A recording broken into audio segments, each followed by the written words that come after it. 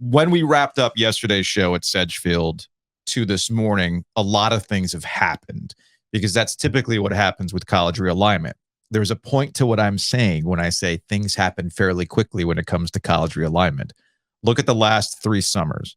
If college realignment is going to happen, it happens. It just, boom. There's no months-long lead up. There's no weeks of Board of Trustees members being on Zoom video talking about how our conference sucks and we got to better our situation.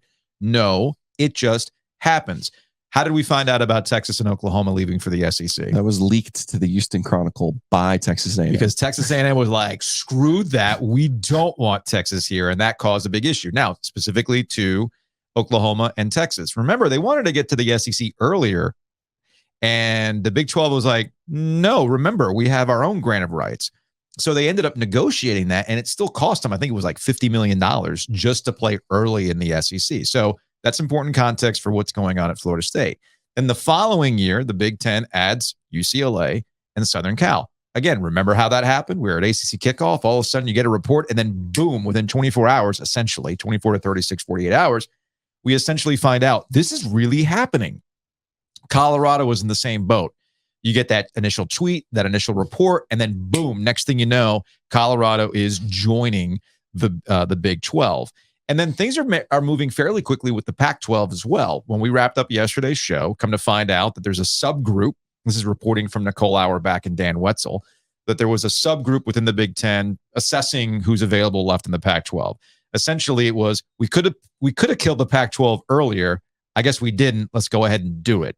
Meanwhile, the Pac-12 and the Big 12 had a potential. Remember when the Big 12 reached out to the Pac-12 a couple years ago when all this stuff was going on? And they're like, yeah, they originally wanted Texas and Oklahoma. You want to merge, guys? Well, not even that. It was actually, it was 2 years ago, now that I think about it. When Texas and Oklahoma was leaving for the SEC and the Big 12 was trying to figure out what to do, there were reports about, hey, well, why don't we just link up? And the Pac-12 was like, nah, we're going to do our own thing. Of course, we now see the Pac-12 left for dead. And who's going to pick apart what's left of them? And that's where the Big 10 subcommittee subgroup was talking about what to do next. It moves quick. Arizona is going to figure out what they're going to do. I mean, heck, at the time of this recording, it could happen right now for all I know. I don't have Twitter up right now. So you're probably wondering, Ovies, what are all these things? Why are you bringing all this kind of stuff up? Well, again, notice the pattern. It just happens. What Florida State is doing, I can't quite understand. Maybe there's something in the water that makes you a Florida man if you're a politician and you just love speaking the loud, funny words with no actual substance behind them, and you pick fights with entities you know you can't win. Yes, I'm looking at you, Ron DeSantis. And I don't know, maybe Ron DeSantis is like some sort of inspiration for the Board of Trustees at Florida State. We're like, we're going to pick a fight with a group that has this Loctite grant of rights. And yeah, we're going to get out of that, and we're not going to spend any money in the deal. We're leaving. We're going to leave. We're going to leave, Joe. Okay, you've been on this now for 3 days. Why have I not seen the report that you're actually leaving? I'm surprised you haven't picked up on what this move by Peter Collins was. Okay. I called him Pat yesterday. Because remember last year during signing day when Texas A&M had the greatest class of all time, and Nick Saban straight up said to a booster club in Birmingham, hey, this is what's happening right now. You need to get on your horse. And everyone was like, oh, he's just sour grapes. No, what Nick Saban was doing was telling his fan base, you need to start giving more. We need more money. This is what the name of the game is. I called that out last year. You did. I completely called that out. I was completely in agreement on that. Peter Collins for Nick Saban. And I say this because, and this is with respect to what War Chant has done, but War Chant is a Florida State fan website. Yeah, it's like their 24/7 site, right? So why would you go to the fan website? Well, you're trying to talk to the fans directly. You didn't do this on HBO Real Sports. You didn't do this on ESPN. You didn't do this on whatever else you might think is a legitimate outlet. ESPN, they couldn't because they're trying to leave ESPN.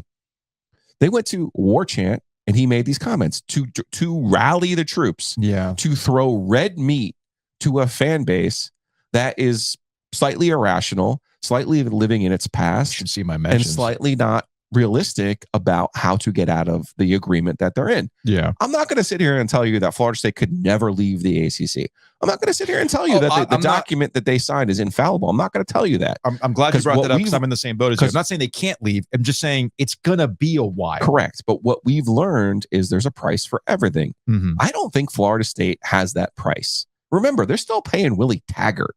Okay. They are still kind of in their feels about their stadium renovation. And people, I got into this argument with Thomas Jones, I think it was last year, the former Virginia player, who was trying to tell me how great it was to go play at a game at Florida State, at Doak Campbell Stadium. I'm like, yeah, it was past tense. I've been there. I've been in that building when it's empty. I've seen that building on TV when it's empty. I've seen that building when a guy's reading a book during the Clemson game. Yeah. Okay. You're not who you once were.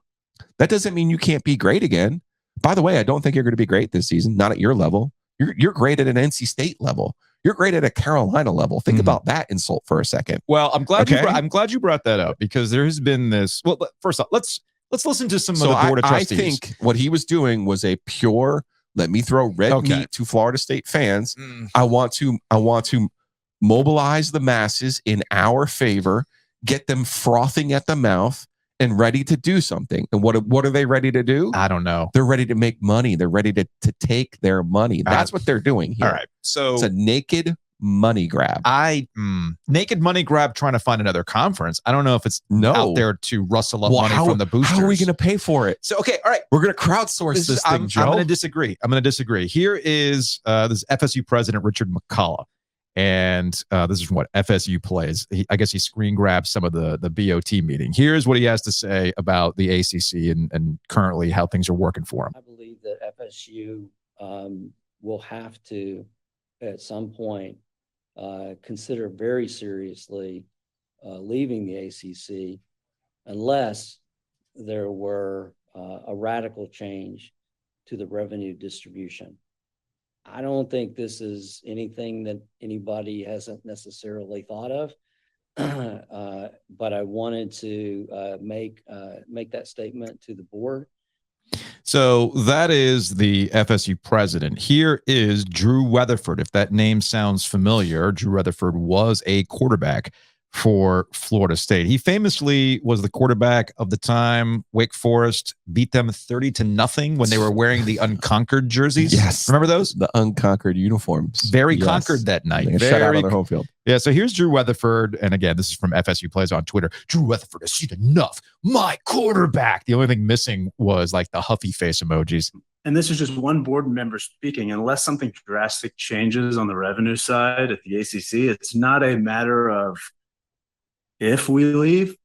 In my opinion, it's a matter of how and when we leave, and not everyone may agree with that, but I feel really strongly about it because I don't want to play games. I want to go compete for championships moving forward. That's what Florida State is about.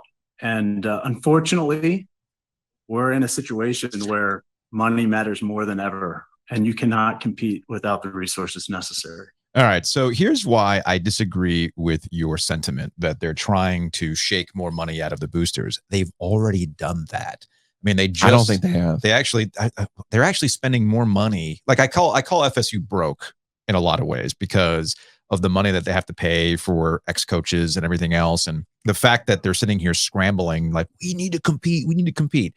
But they do spend more money than everybody else when it comes to football in particular. All right. Well, they have the biggest stadium in the ACC. They do. So to me, last time I checked, money does not solve your problems. No. All right. They have spent their money poorly. And that's why I call them broke, because how many coaches are still on your, were you paying for in the grand scheme of things? Florida State to me is like Texas, in that you have all the money in the world, yet you spend it poorly. You have all the money in the world and you still can't get past Iowa State. So, you got Drew Weatherford talking about, we want to compete for championships. Well, what's stopping you in the ACC? Every Florida State fan in my mention or email or what I've seen on YouTube has talked about, well, we're on the level of Georgia. We got to keep up with Alabama. We are Clemson and Florida State. They're basically talking about their kindred spirits. So why has Clemson been able to win national championships? Why has Clemson been able to sustain itself through the years with a motivated fan base, with less of a TV value than Florida State has, by the way. Florida State is by far the biggest TV value that the ACC has. I'm not disputing that. When Miami's good, they're a national program, but it's still not the same thing as Florida State. So explain to me why all the roadblocks that Clemson has that are similar to yours, they've been able to overcome them. You're just bad at your decision making. You've made poor choices. Florida State, since 2005, they're 64-56 when you scrape out the Jameis Winston seasons. The further you get away from the Jameis Winston's years, all right, you come to find out in the modern era, that's the outlier. After that, you're telling me that the money, you need more money so you can finally get past Wake Forest, which, if I last checked, doesn't Wake Forest have a 3-game winning streak on the Seminoles? Have they consistently beaten NC State? To your point, you're just NC State. Have they beaten NC State?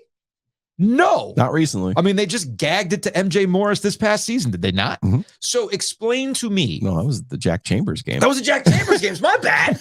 Like, I couldn't remember which quarterback it was. That's where Florida State is. Thank you for correcting me on that. My point is, you can sit here and whine about your financials, but until you actually show you know what to do with your money, I can't take you seriously. And to finish my point about rustling people up, to motivate the base, to get them going on, I don't see that working. I don't see it working that way. I didn't say it was going to work. I'm just saying that's what they're doing. I don't see it working that way. If that's the plan, it's certainly not following through because everybody's now just blaming the ACC. But they're getting people on their side. They're also making it look like they got a little bit of Jesse Helms in them too. Okay. You're fighting a fight that you know you're not going to win, but you're still going to fight it and make a show of it. All like, right. Hey, see, I'm fighting for you. I'm trying to get out of this conference because that's what's holding us down.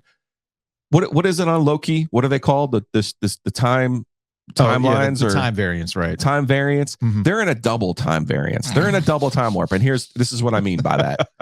They think, Bobby Bowden and Deion Sanders are walking through that door. Right. They're not. Okay. Or Peter Tom Willis is walking through that door. They're not.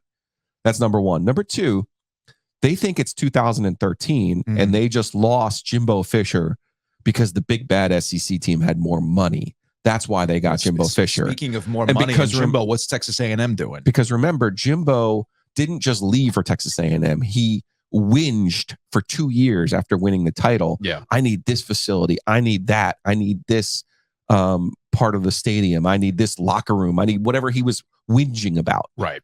Ad nauseum. Okay. To the point where he was like putting on a mask and holding the whole school hostage. Mm-hmm. So he leaves, and now there's some people who look at that and go, well, we were competing for the national championship. We were winning the ACC under this coach, but he left because we wouldn't have the money to support him. And we would have that money if we were in the SEC. We would have that money if we were in the Big Ten. The truth of the matter is, Jimbo is the reason they were in the position that they were the last 7 years, because he allowed the program to atrophy around him. Yeah. And you have to make good hires. I didn't dislike Willie Taggart, but he was in Oregon. I didn't really understand his connection to Florida. Yeah. Mike Norvell is a little bit more of a schemer, a little bit more of an X&O guy. Mm-hmm. I'm interested to see what they do this year. But what Mike Norvell has done by winning 10 games and getting back into the top 20 really is triangle success. They're not looking for triangle success. They're looking for national title success. And if you think you're going to get that with more money, then to your point, yeah, go call Texas A&M and see how it's working out for them. Go talk to the Texas schools, and we'll close the conversation on this. And I'm going to sound like a broken record. I'm going to keep screaming it until people understand. The grant of rights was done in such a way that you want to leave, cool, but it's going to be 6 years, okay? It's going to be 6 years. You can sit here and scream about how, well, we're going to leave at some point in time and this document's not holding you up. Well, technically the document isn't holding up when you get to 2029, when you finally get to that sliding scale of money that you're comfortable paying, the same way that Texas and Oklahoma were finally getting to that point of the sliding scale. Yeah, think about that. To leave Texas early. And Oklahoma, two of the richest programs who aren't leaving for money, did not leave for money. No. Even they balked at paying a 3-year payout. So you want to, so look, to me, it is useless at this point to open up a board of trust. I mean, it's not useless. They're trying to rally their base, but that's what they're trying to do. I guess to me, if I want to rally my base, I want to do it in the form of where football's going. And it's not in the form of television money. It's what Graham Neff, the AD at Clemson, did last year, where he put out a video that said, now more than ever, we need you to give us money for players. Yeah, that's the double time warp. They think it's facilities and they think it's keeping a coach happy. It's not. It's not. Okay. It is about making sure you bring in the cash to keep the players happy, to bring the talent in so they don't leave for somewhere else. That gets back to the original start of this conversation about Texas A&M, Jimbo Fisher, Nick Saban, and Alabama. Nick Saban was sending the message to his boosters, oh, you don't want to get lapped in recruiting by Texas A&M? Well, they're, quote unquote, paying for those players, meaning, dummies, you need to pay for those players too. It's 2023. Get the wallet out. This is more like, damn you, Swafford, you're the reason why we're not good. No, they are Taylor Swift, okay? Florida State would rather look directly in the sun and never in the mirror. I want Florida State and all these, I want Drew Weatherford to look at himself in the mirror and go, it's me. Hi, I'm the problem. Florida State is the problem, not the money. So once they accept that, then they can finally get around to the business of correcting it. But until they accept that the reason why they're in the position they're in right now and not Clemson, they're going to continue to find themselves in this weird circular, just kind of like, no, it's, if I had just done this, and we all know people like this, like, I would have been successful in this business had it not been. I could have been Fat Perez if I could just hit a couple shots. Right.